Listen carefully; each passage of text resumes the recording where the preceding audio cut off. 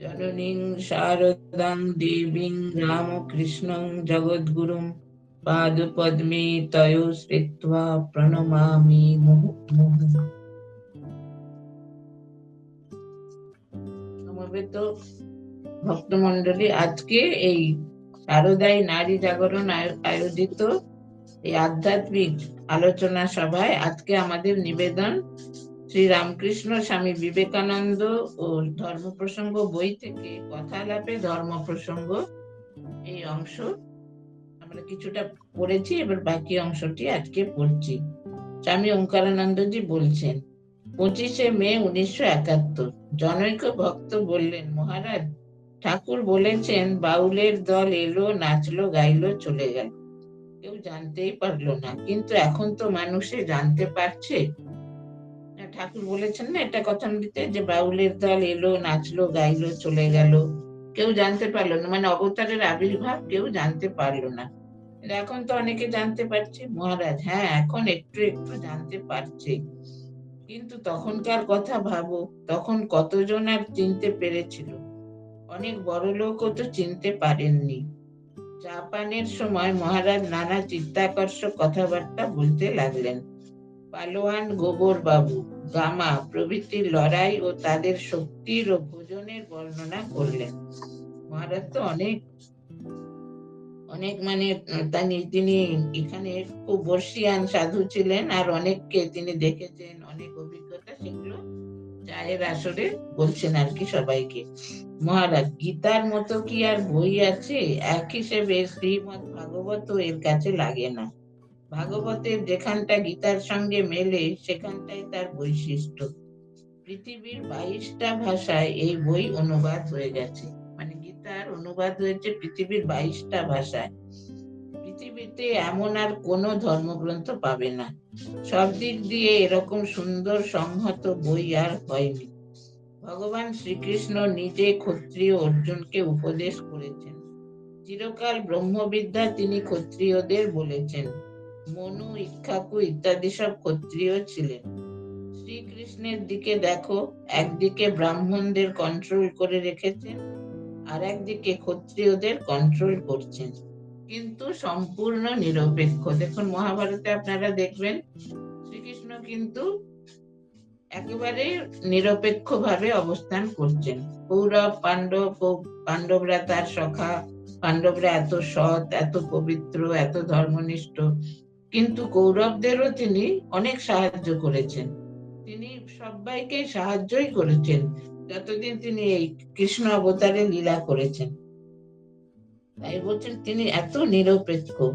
তিনি অস্ত্র ধরবেন না বলেছিলেন ইয়েতে, সেজন্য সারথি হলেন, অর্জুনের সারথি হলেন। বলছেন নিজের বংশ পর্যন্ত ধ্বংস করে দিয়েছেন প্রয়োজন বিবেচনা করে।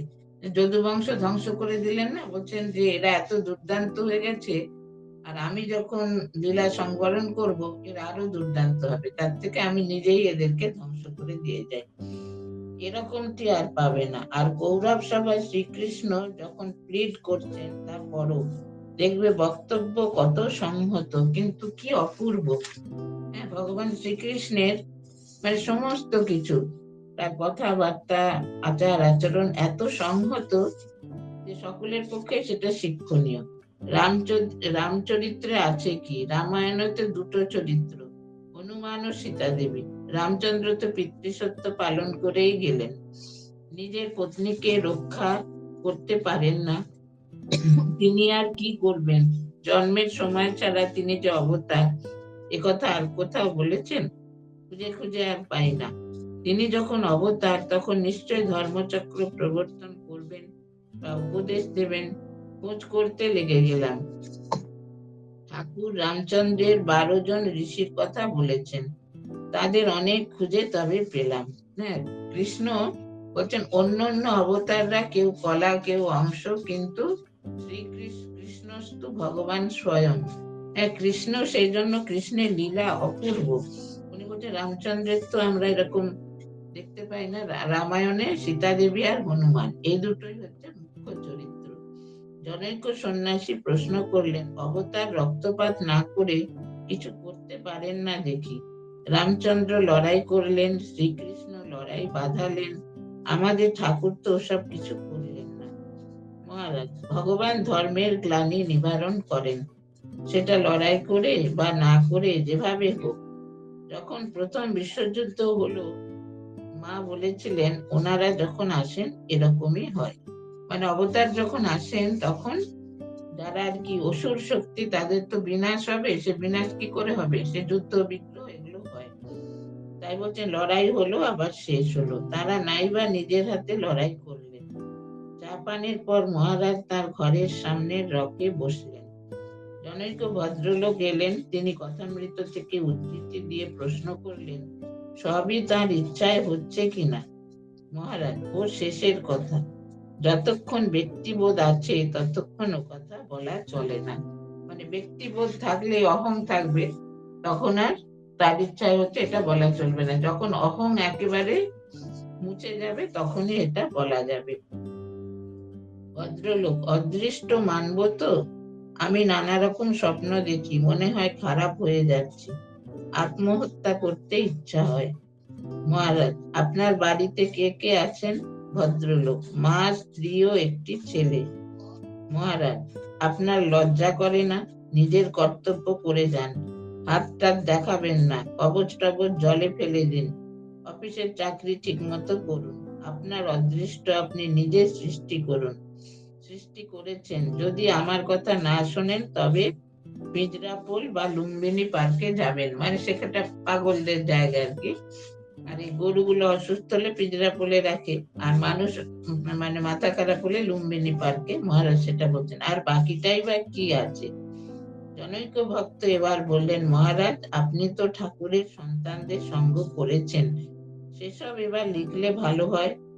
মহারাজ, আমি লেখক নই, কথায় কথায় প্রসঙ্গ উঠলে ওসব বলে যাওয়া যায়। দেখো, ঠাকুরের সন্তানদের সঙ্গে পার্সোনাল কন্ট্যাক্ট ছিল বলে তাদের কথা ঠিকভাবে বলা বড় কঠিন। আমাকে শঙ্করের কথা জিজ্ঞাসা করো, গড়গড়িয়ে বলে যাব।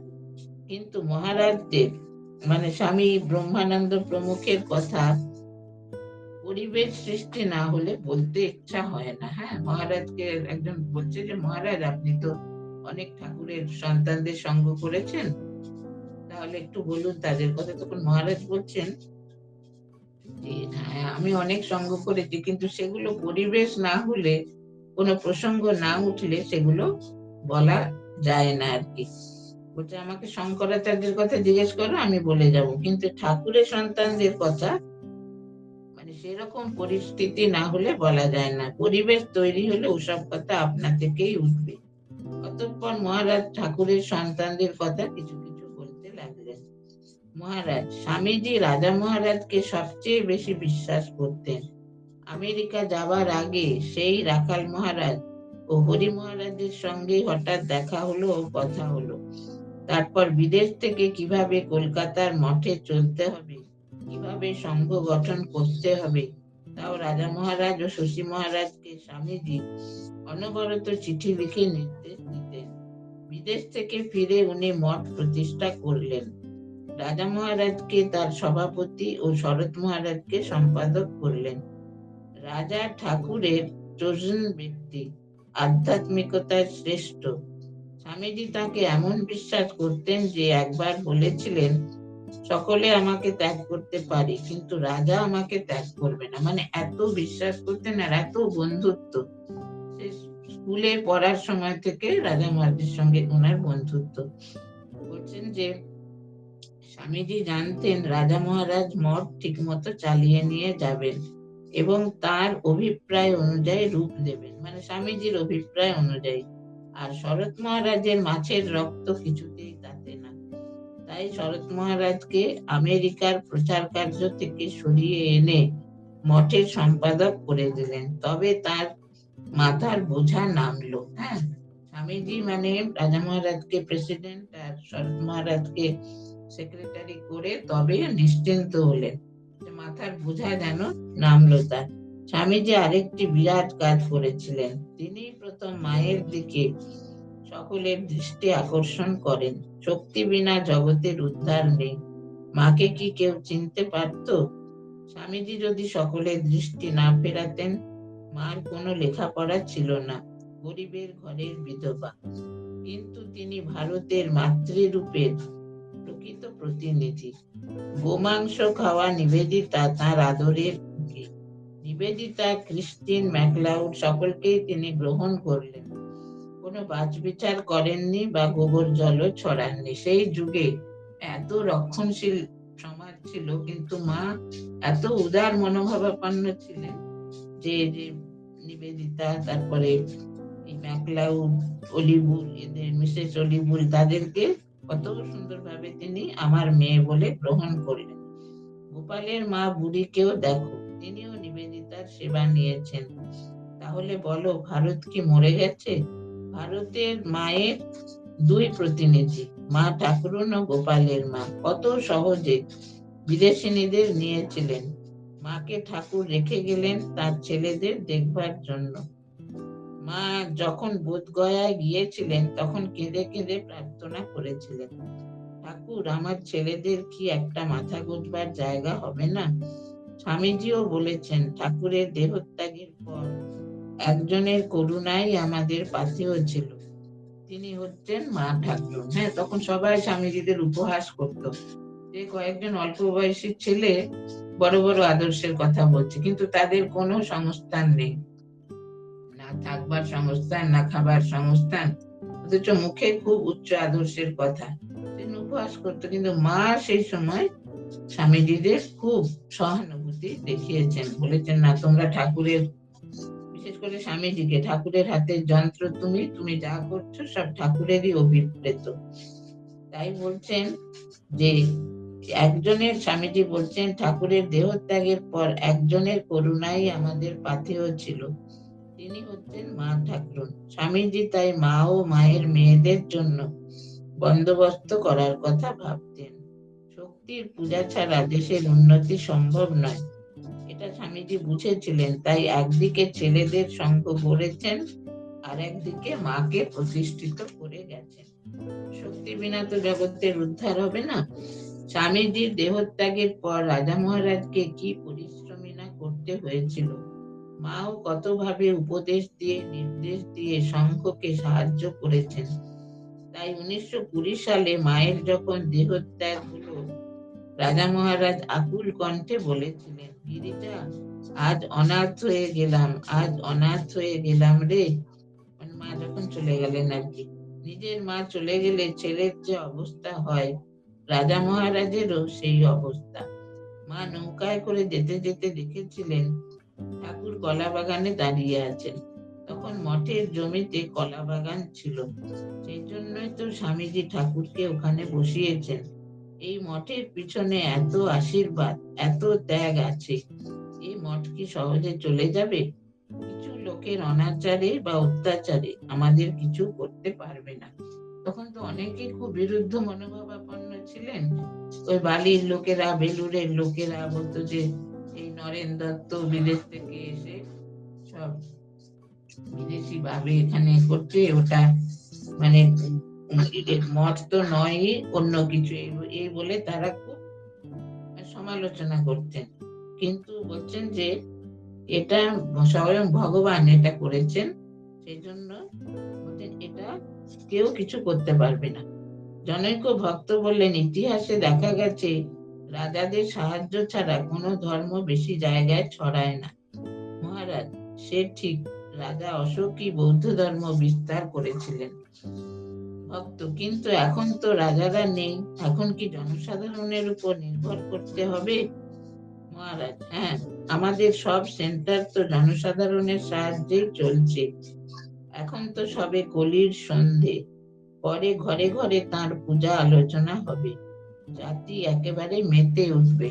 হ্যাঁ, ঠাকুর বলেছেন না যে এরপর ঘরে ঘরে আমার পুজো হবে, মহারাজ সেটা বলছেন যে এখন ঠাকুর যে বলেছেন, অনেকেই ঠাকুরের কথা জানছে, কিন্তু এরপরে ঘরে ঘরে তার পুজো হবে, আর পুরো জাতি, পুরো ভারতবর্ষ একবারে মেতে উঠবে। 24 জুন 1971। মহারাজ, খুব জপ কর, এই সঙ্গে যাবে, আর সব ফেলে রেখে যেতে হবে, বুঝলি? মানে কোন শিষ্য বা শিষ্যাকে বলছেন, মনে খুব জোর করবি, হবে না মানে হতেই হবে। ঠাকুর কি হেজি পেজি রে, এলে সাপে ধরলে গিলতেও পারে না, উগ্রতেও পারে না, আর জাত সাপে ধরলে 3 ডাকে মুক্তি। এ জাত সাপের খেলা, সবসময় মনে রাখবি আমার পিছনে একজন আছে। ঠাকুর বলেছেন তোরা 1 পা এগোলে আমি 10 পা এগিয়ে যাব। এ কথা আর কেউ বলেছে? যখন তাঁর আশ্রয়ে এসেছিস উদ্ধার হবি। রোশকে ম্যাথরকে তিনি বলেছিলেন শেষ সময়ে দেখা পাবি। তা সে শেষকালে তুলসী তলায় শুয়ে বললে বাবা এসেছো। দেখুন, এটা বলছেন যে ঠাকুরের উপর বিশ্বাস রাখতে হবে। হ্যাঁ, ঠাকুর যাকে যা বলেছেন সেটা তো হবেই। আর বলছেন যে ঠাকুর বলছেন তোরা 1 পা এগিয়ে এলে আমি 10 পা এগিয়ে যাব। এটা কোনো অবতার কি বলেছেন? ঠাকুরই বলেছেন। আর বলছেন যখন তার আশ্রয়ে এসেছিস, ঠাকুরের আশ্রয়ে, তখন উদ্ধার হবি। 29শে জুন 1971। মহারাজ, আশ্রমের প্রতিটি কাজ যদি সেবা বুদ্ধিতে করা যায় তাহলে ভক্তি মুক্তি লাভ হয়, নচেত বৃথা হয়ে যায়। ঠাকুরের ছবি চিন্তা বা ধ্যান করলেই হবে না। তার লীলা বৈচিত্র্যের কথা, তার অপূর্ব সাধনা ও ভাবের কথা স্বামীজির মাধ্যমে তিনি যেভাবে প্রকাশিত হয়েছেন, এই সব বিষয়ে চিন্তা করতে হবে। হ্যাঁ, বলছেন যে মঠ মিশনে যে কোনো কাজ ঠাকুরের কাজ বলে সেবা বুদ্ধিতে করবে। আর ঠাকুরের ছবি শুধু সামনে রেখে ধ্যান করলে হবে না, তার লীলা চিন্তা করতে হবে, তার সাধনার কথা চিন্তা করতে হবে, তিনি মুহুর্মুহু ভাবস্থ হচ্ছেন সেগুলো চিন্তা করতে হবে। এইভাবে মনটাকে ঠাকুরের দিকে রাখতে হবে। মহারাজ, অপূর্ব অপূর্ব ভাব ও ভাষায় মহাবীরের দাস্য ভাব, গুরু ভক্তি, সংযম, শক্তিমত্তার বিষয় বললেন। রাম নাম গানের সময় স্বামী ব্রহ্মানন্দ কাশী অদ্বৈত আশ্রমে প্রত্যক্ষ করেছিলেন একটি বৃদ্ধ দাঁড়িয়ে রাম নাম শুনছেন। তিনি একখানি আসন রাখার ব্যবস্থা, তিনি চিনতে পারলেন যে তিনি মহাবীর। তারপর থেকে রাম নামের সময় একখানি আসন রাখার ব্যবস্থা হলো এবং আসনের উপর রাম নামের একখানি বইও রাখা হয়। দেখুন, রাজা মহারাজ তো খুব, ওনার একটা স্পিরিচুয়াল পাওয়ার ছিল। উনি দেখলেন ওখানে কাশিতে রাম নামের সময় একজন বৃদ্ধ এসেছেন, হাত জোর করে দাঁড়িয়ে আছেন। উনি চিনতে পারলেন তিনি মহাবীর। সেই থেকে একটা আসন রাখা হতো আর সেই আসনের উপর একটা বইও রাখা হতো রাম নামে। মহারাজ, গায়ত্রী মন্ত্র উচ্চারণ করা কত প্রয়োজন এবং অর্থ জানা না থাকলেও উপনিষদের মন্ত্রাদির শক্তি যে অমোঘ, একথাও বললেন। 3 জুলাই 1971। মহারাজ, জপ ধ্যান করছিস? শিষ্যাকে বলছেন। শিষ্যা, সে তো আপনি জানেন কেমন করছি। মহারাজ, মনে মনে সবসময় জপ করে যাবি। স্থির হয়ে বসা তো সবসময় হয় না। স্থির হয়ে জপ করার পর সেই রেস্টটা রেখে দিবি। সারাদিন কাজকর্মের মধ্যেও সেটা করে যাবি। ঠাকুর বলতেন স্মরণ মনন করবি সব সময়। কাজকর্মের সঙ্গে নামের পেউ লাগিয়ে রেখে দে। পেউ জানিস তো, বাঘের সঙ্গে থাকে, সতর্ক করে দেয়। তেমনি কাজের সঙ্গে নামের পেউ লাগিয়ে রেখে দিবি। তাকে স্মরণে না রেখে যে কাজ করবি তাতে বন্ধন, আর তাকে স্মরণ রেখে যা করবি সেটাই উপাসনা। কি সুন্দর বলছেন দেখুন, ভগবানকে মনে রেখে যে কাজ করবে সেটাই হচ্ছে উপাসনা, আর ভগবানকে ভুলে যে কাজ করবে সেটাই তোমার বন্ধনের কারণ হবে। শিষ্যা, কাজের মধ্যে যে মনে মনে জপ করি সে তো মেকানিক্যাল হয়ে যায়, ঠাকুরকে তত মনে থাকে না। মহারাজ, তা হোক মেকানিক্যাল, তাতে কিছু ক্ষতি নেই। নামের মহাশক্তি, সে তার কাজ করে যাবেই। যেমন ঠাকুর বলতেন পাথর ভেদ করেও গাছের অঙ্কুর বের হয়। হ্যাঁ, মানে এত সে মহা শক্তিশালী সেই নাম, ভগবানের নাম, তো সেজন্য সেই নাম জপ করলে সে তার ফল পাবে। শিষ্যা, আমরা কি প্রমোটেড হলুম না সেই ক্লাসেই রইলুম? মহারাজ, এর তো কোনো প্রমোশন হয় না, অনন্তকাল ধরে ভগবানকে ডাকতে হয়। ঋষিরা তাই ডেকেছিলেন। ভাববি আমাদের কত সৌভাগ্য যে তাকে ডাকতে পারছি। মনুষ্য জন্ম পেয়েছিস, এই সুযোগ। যা করবার এই বেলা করে নে, এরপর আবার কেমন জন্ম হবে কে জানে। এখনই যা করবার করে নে। এখন থেকে অভ্যাস পাকা করলে মৃত্যুর সময়ও ইষ্ট স্মরণ করতে পারবি।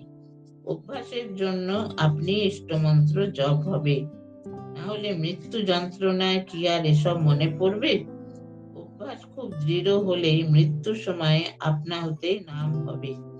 সকলে চারপাশে কাঁদবে, তোর কিছু না, তুই নাম করতে করতে চলে যাবি। দেখুন কিরকম সুন্দর বলছেন মহারাজ, যে সব সময় নাম জপের অভ্যাস করবে, তাহলে মৃত্যুর সময়ও নাম জপ অটোমেটিক হবে।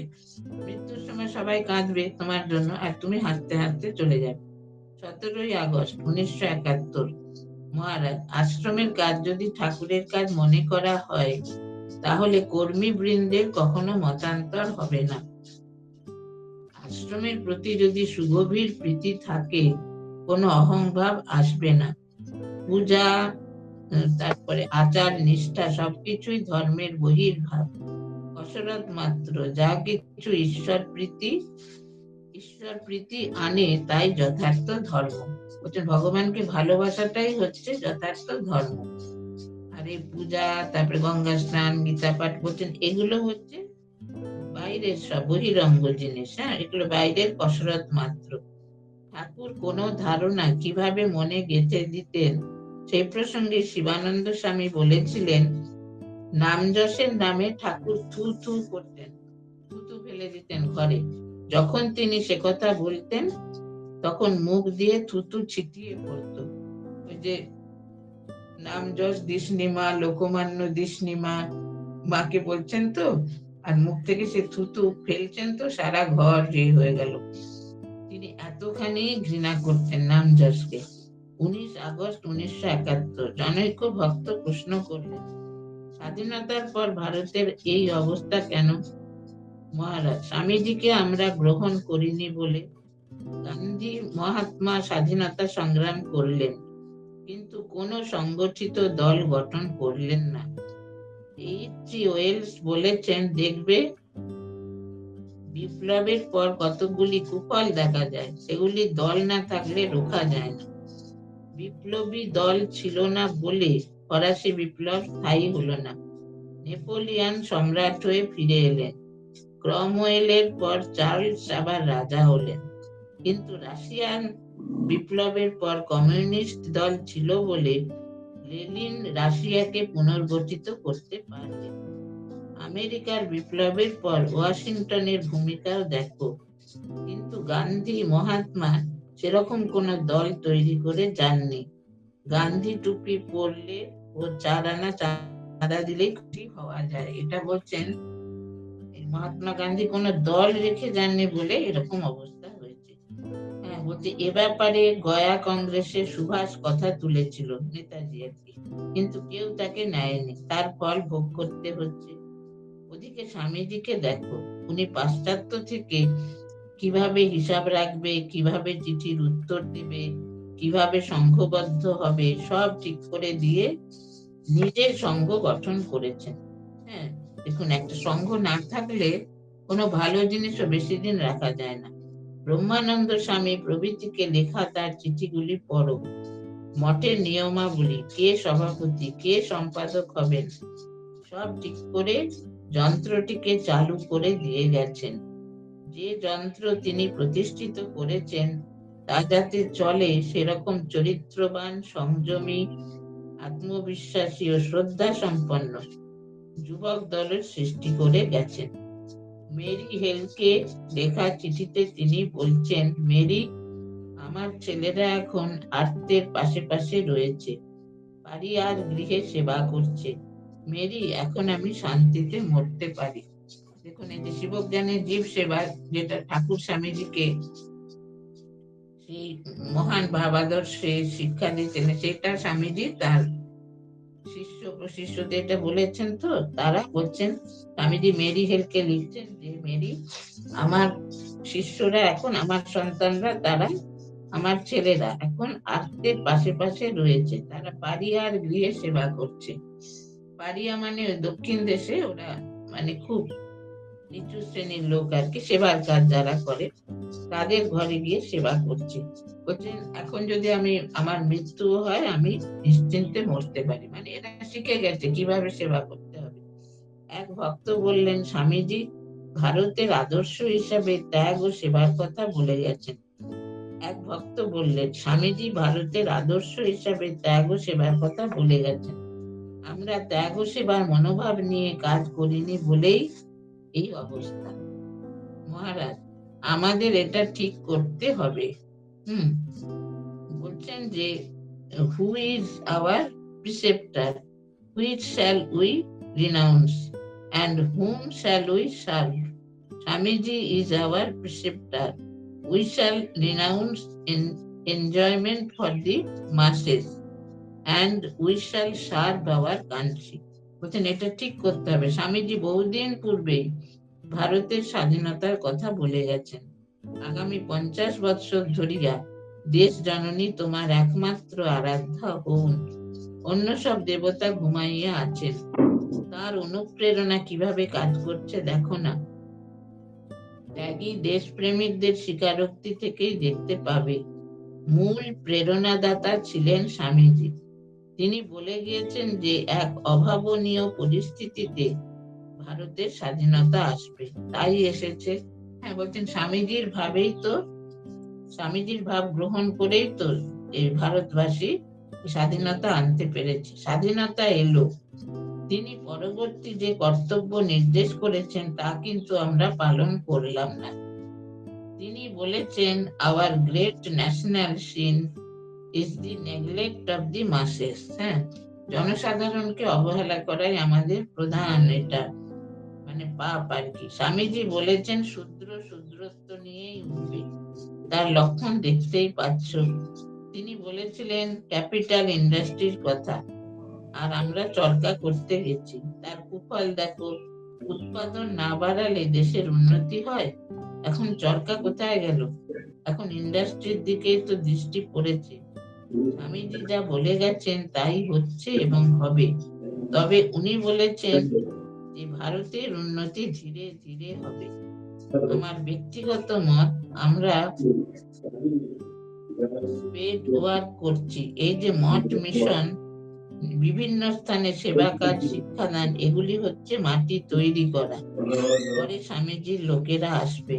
সেরকম ত্যাগী চরিত্রবান আদর্শনিষ্ঠ ছেলেরা আসবে, তারাই কাজ করবে, জগৎকে মাতিয়ে দেবে। দেখুন এখন তাই হচ্ছে। এখন আপনি যেখানে যাবেন মঠ মিশনের সেন্টার আছে, আর সাধু ব্রহ্মচারীরা কত কাজ করছেন, সেবার কাজ। এক ভক্ত দুঃখ করে বললেন, মহারাজ স্বাধীনতার পর আমাদের সবচেয়ে বেশি ক্ষতি করেছে জীবনের মূল্যবোধ সম্পর্কে আমাদের দৃষ্টিভঙ্গির পরিবর্তন। একদিকে শিক্ষিত ব্যক্তিদের ভারতীয় শিক্ষা সংস্কৃতিতে অবজ্ঞা, অন্যদিকে তরুণদের একাংশে বিদেশি ভাব আমদানিতে অত্যুৎসাহ। এই তো অবস্থা। এটা একজন ভক্ত বলেন যে মহারাজ স্বাধীনতার পর আমাদের সবচেয়ে ক্ষতি করেছে কি জীবনের মূল্যবোধ। আমাদের আগে যে মূল্যবোধ ছিল এখন সেই মূল্যবোধটা নেই, আমরা অন্যরকম ভাবে আমাদের জীবনে সেই মূল্যবোধ এনেছি। আর শিক্ষিত ব্যক্তিরা ভারতের যে শিক্ষা সংস্কৃতি সেগুলোকে অবজ্ঞা করছে, আর যারা ইয়াং মানে জেনারেশন তারা সব পাশ্চাত্য রেতে পাশ্চাত্য সব ভাবে তারা ভাবিত হচ্ছে। মহারাজ একটা ভাব সংঘর্ষ চলছে। ভক্ত, তবে আমাদের ভয় নেই, আমরা ঠাকুর স্বামীজিকে ধরে আছি। মহারাজ সেরকম ভাবে ধরছো আর কই, সে উন্মাদনা কোথায়? ভক্ত, সে উন্মাদনা আসবে কিভাবে? মহারাজ কেবল তার কথা পড়ো, সারাদিন তার কথা চিন্তা করো। মহারাজ ঠাকুরের কথায় চলে গেলেন। মহারাজ ঠাকুরের দিকে দেখো, অনবরত ভাব হচ্ছে।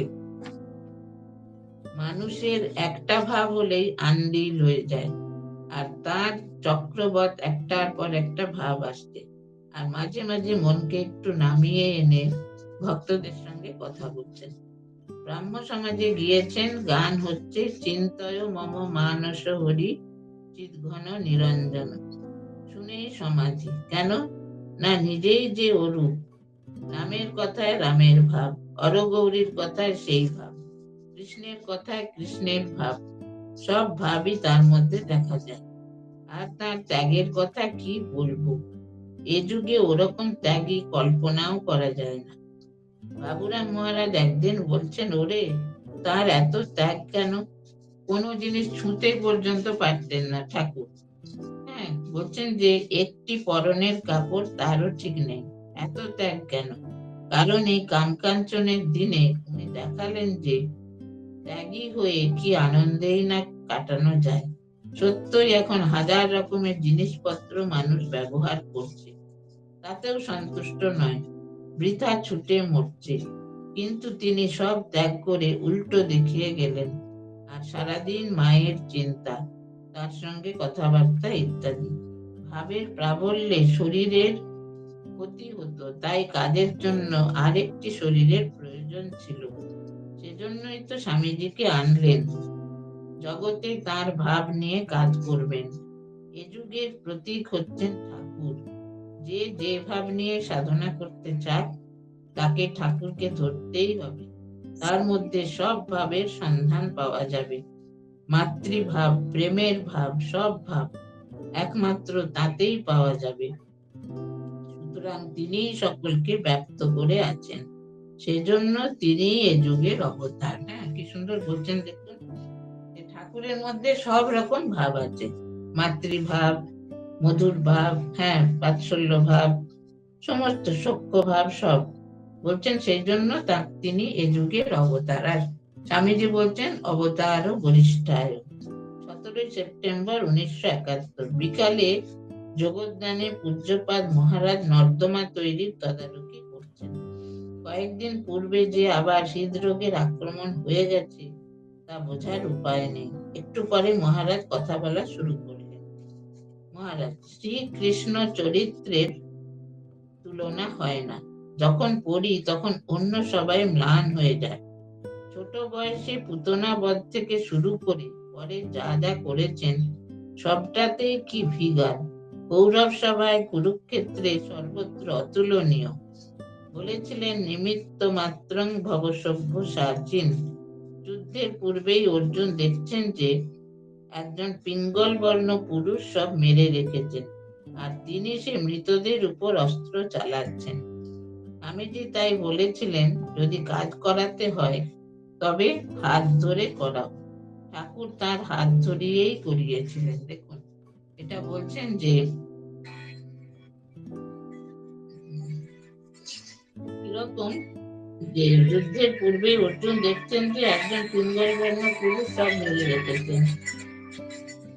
বলছেন যে এই যদি কাজ করাতে হয় তবে হাত ধরে করাবে, এটা স্বামীজি বলেছিলেন ঠাকুরকে। ঠাকুর তার হাত ধরিয়েই করিয়েছিলেন। শ্রীকৃষ্ণের যে শরণাগত তাকে তিনি কৃপা করবেনই। ভীষ্ম যখন সরসজ্জায় শুয়ে আছেন তখনকার অবস্থা দেখো। শ্রীকৃষ্ণ তাকে দিয়ে যুধিষ্ঠিরকে উপদেশ দেওয়ালেন। একদিন যুধিষ্ঠির দেখেন যে শ্রীকৃষ্ণের মাথা ঝুলে গেছে, শরীরে প্রাণের লক্ষণ নেই।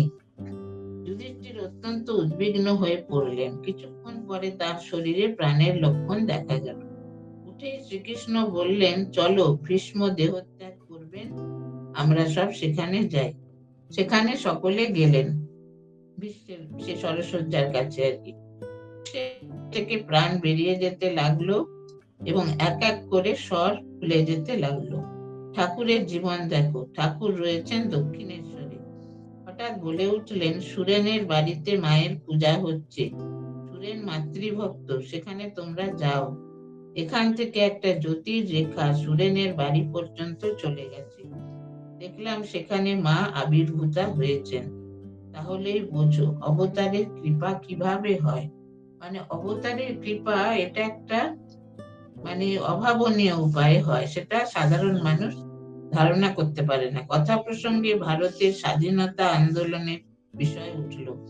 মহারাজ বললেন, যারা বীর তারা ফেটালিস্ট নন। রামায়ণের ঘটনা দেখো না, বালি যুদ্ধ করতে যাবেন, পত্নী তারা বাধা দিয়ে বললেন, যুদ্ধে যেও না। যে সুগ্রীব তোমাকে দেখে পালাতো সে কিনা আজ তাল ঠুকে লড়তে এসেছে। নিশ্চয়ই সে দৈব কৃপা পেয়েছে। বালি বীর নিয়তিবাদী, বাধা অগ্রাহ্য করে কাজে চলে গেলেন। বলছেন যারা বীর তারা কোনো কিছু চিন্তা করেন না, তারা সবসময় অগ্রসর হন যে কোনো কাজে। মহারাজ নিজের কথা বলতে লাগলেন, 1916 সাল থেকেই তো মঠে, তখন ঠাকুরের কাছে আকুল প্রার্থনা করতাম, ঠাকুর ভক্তি মুক্তি জানি নে, অন্তত এই করো যে রাস্তায় দাঁড়িয়ে শেষ গ্যাসপিং এর সময় যেন বলতে পারি আমি স্বাধীন ভারতে মরছি। ঠাকুর প্রার্থনা পূরণ করেছেন। যে দেশে অবতার জন্মালেন, স্বামীজি এলেন, সে দেশ পরাধীন থাকবে? সে কি হয়? দেখুন মহারাজ বলছেন, তখন তো দেশ পরাধীন ছিল। বলছেন ঠাকুরের কাছে প্রার্থনা করতাম, মঠে তখন উনি ছিলেন, যে ঠাকুর যখন মানে মৃত্যুর সময় গ্যাসপিং এর সময় যেন স্বাধীন ভারতে মরতে পারি। তো ঠাকুর সেই প্রার্থনা পূর্ণ করেছেন, যে স্বাধীন হলো। তাই বলছেন যেখানে যে দেশে ঠাকুর আবির্ভূত হয়েছেন, স্বামীজি এসেছেন, সেই দেশ কি কখনো পরাধীন থাকে? ভারত স্বাধীন হবার পরে নিজের অনুভূতি সম্বন্ধে মহারাজ বললেন, ওই সময় বোম্বাইয়ে এলিফ্যান্টটা দেখতে গিয়েছি। এলিফ্যান্টটা আগেও দেখেছি। তখন চতুর্দিকে জলে স্থলে ইউনিয়ন জ্যাক পতাকা উঠত। এবার যখন এলিফ্যান্টটা দেখে ফিরে আসছি, সামনেই নজর পড়ল ইন্ডিয়া গেটের উপরে আমাদের ত্রিবর্ণ পতাকা উঠছে। বুকটা একেবারে আলোড়িত হয়ে উঠল।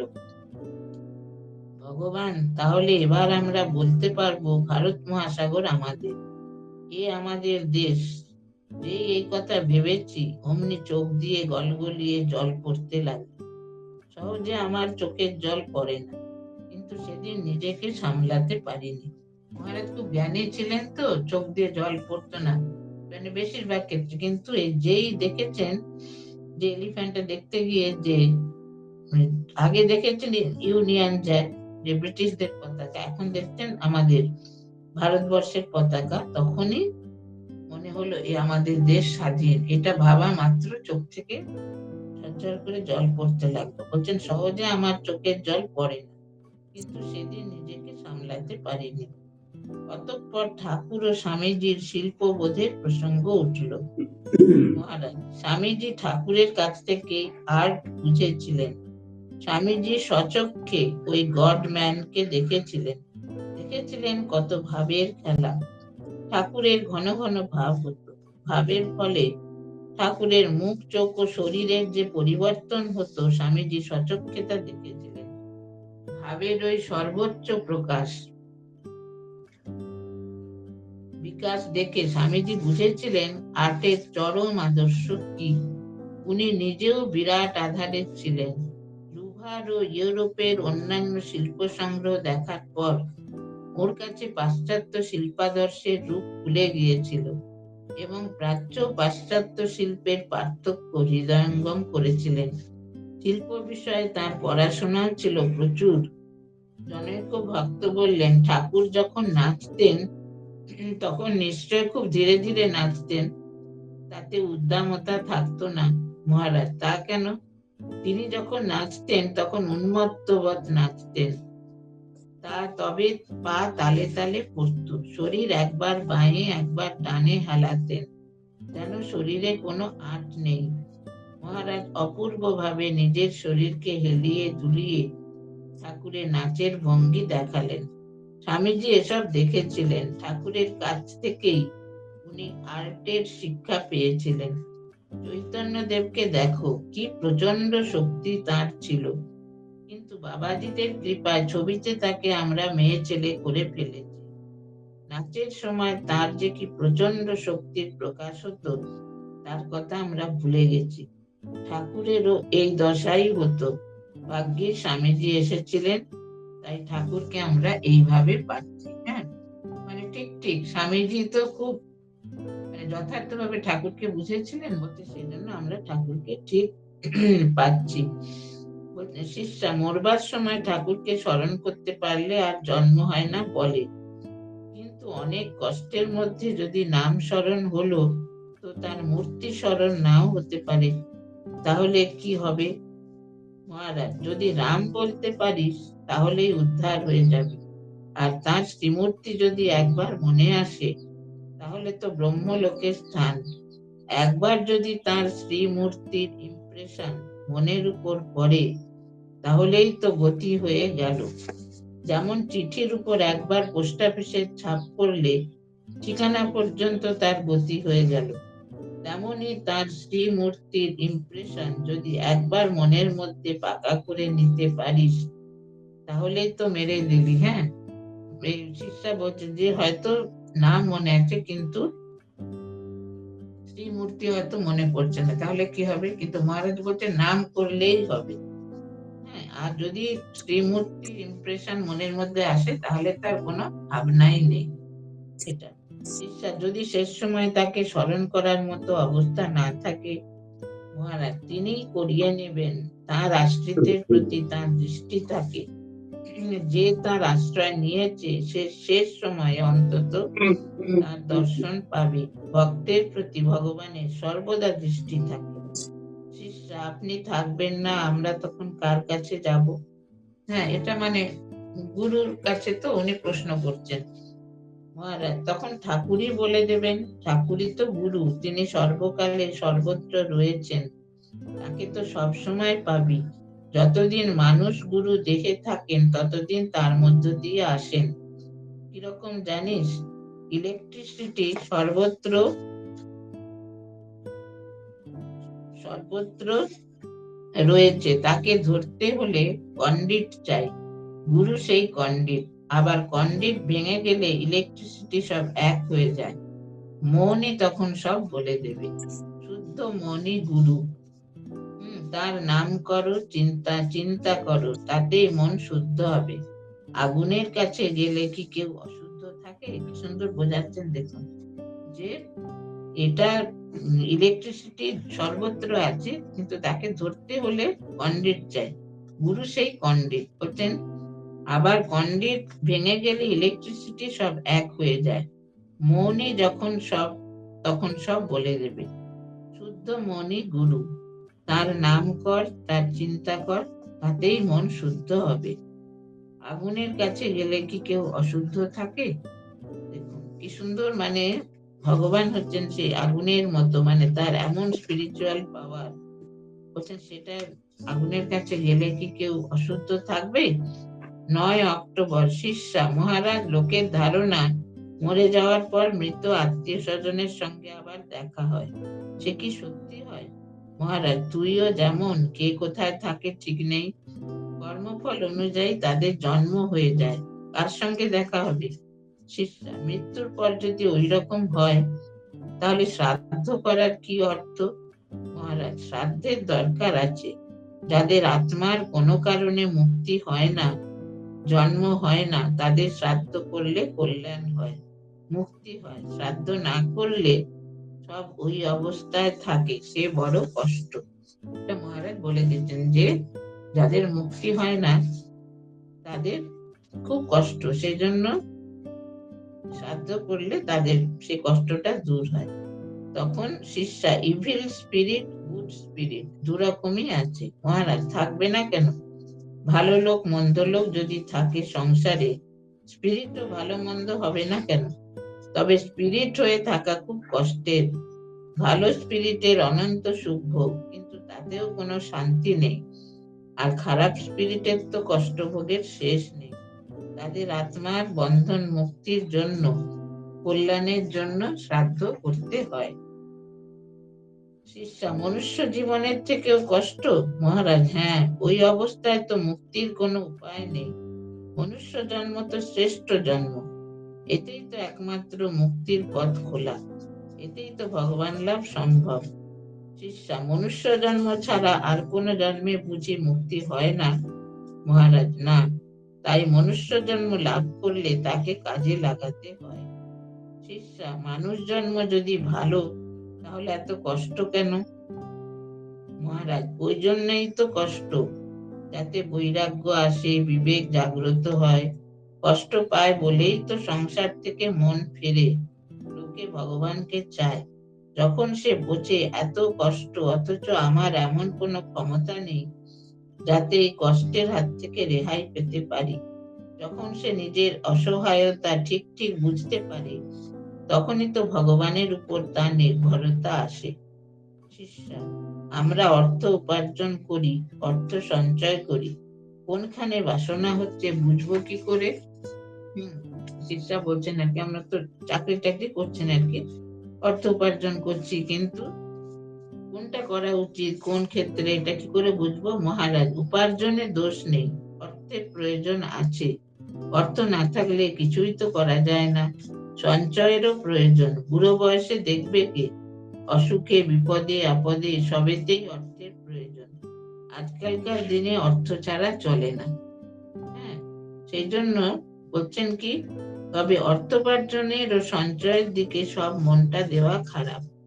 প্রয়োজনের অতিরিক্ত অর্থের দিকে মন না যায়, সেটা দেখতে হবে। শিষ্যা: মহারাজ, আপনার আশীর্বাদে বাসনা কেটে যেতে পারে না? মহারাজ, এই তো আমার আশীর্বাদ। আমি তো বলে দিচ্ছি কি করে বাসনা কাটবে। তার কাছে প্রার্থনা কর, আকুল হয়ে কেঁদে কেঁদে প্রার্থনা কর। তিনি ছাড়া আর কারুর ক্ষমতা নেই। বরাত ওলট পালট করেন, তিনি কপাল মোচন, এক তিনিই পারেন। হ্যাঁ, শিষ্যা তখন বলছেন, মহারাজ, আপনার আশীর্বাদে এই বাসনা যেতে পারে না, আমরা বাসনা মুক্ত হতে পারি না। তখন মহারাজ বলছেন, আমি তো বলে দিচ্ছি যে ভগবানের নাম করো, তাহলে মনটা বাসনা মুক্ত হবে। আর ভগবান হচ্ছেন কপাল মোচন, তিনি পারেন মনকে এই বাসনা কামনা থেকে মুক্ত করতে, আর কেউ সেটা পারে না। এটা মহারাজ শিষ্যাকে বললেন, মানে শিষ্যাকে উপলক্ষ করে তিনি সবাইকে এই কথাটা বললেন যে ভগবানকে স্মরণ মনন। আজকে সেটা তাই উপজীব্য হলো কি, যে সর্বদা মানে সব কাজের মধ্যে সেই ইষ্ট মন্ত্র জপ করতে হবে। সব কাজের মধ্যে যদি ইষ্ট মন্ত্র জপ করা যায়, তাহলে কি হবে, যখন মানুষ জপ করতে বসবে তখন সহজেই মনটা স্থির হবে। তা নইলে কিন্তু স্থির হবে না। হ্যাঁ, মনটা চঞ্চল হলে জপ করা যায় না। সেই জন্য মহারাজ বলে দিচ্ছেন যে যতই কাজ থাক, যাই হোক, স্মরণ মনন করতে ভুলবে না। এটা রাজা মহারাজও করতেন, সর্বদা স্মরণ মনন। তিনি বলেছেন, সব থেকে সহজ সাধন সর্বদা তার স্মরণ মনন। আসনও পাততে হবে না, গঙ্গা জলও নিতে হবে না, শুধু মনে মনে স্মরণ মনন করা।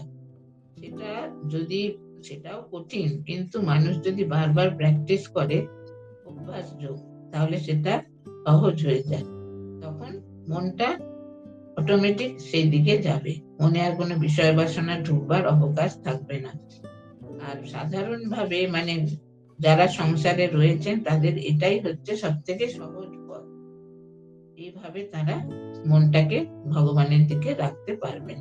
মহারাজ সেই শিক্ষাই তার শিষ্যকে উপলক্ষ করে আমাদের সবাইকে দিলেন। তো আজকে এই পর্যন্তই থাক। আজকের এই শুভ দিনে ঠাকুর মা স্বামীজির শুভ আশীর্বাদ সকলের উপর শতধারে বর্ষিত হোক। মহারাজ যে কথাগুলি বললেন, মানে ধর্ম প্রসঙ্গ, সেগুলি যেন আমরা আমাদের জীবনে এক কণা মাত্র হলেও রূপায়িত করতে পারি, তাহলে আমাদের জীবন কৃতার্থ হবে। আজকের এই শুভ দিনে ঠাকুরমা স্বামীজি শ্রীপাদ পদ্মে শতকোটি প্রণাম নিবেদন করি। তাদের শুভ আশীর্বাদ আপনাদের সকলের শতধারে বর্ষিত হোক, এই প্রার্থনা করে আমি এই রামকৃষ্ণ স্বামী বিবেকানন্দ ধর্ম প্রসঙ্গ এই ক্লাস মাতাজিকে প্রণাম। মাতাজির অমূল্য সময়ের দিকে দৃষ্টি রেখে আমরা পরবর্তী পর্যায়ে এগিয়ে যাব। পরবর্তী নিবেদন সঙ্গীত, নিবেদনের সুগতা চক্রবর্তী।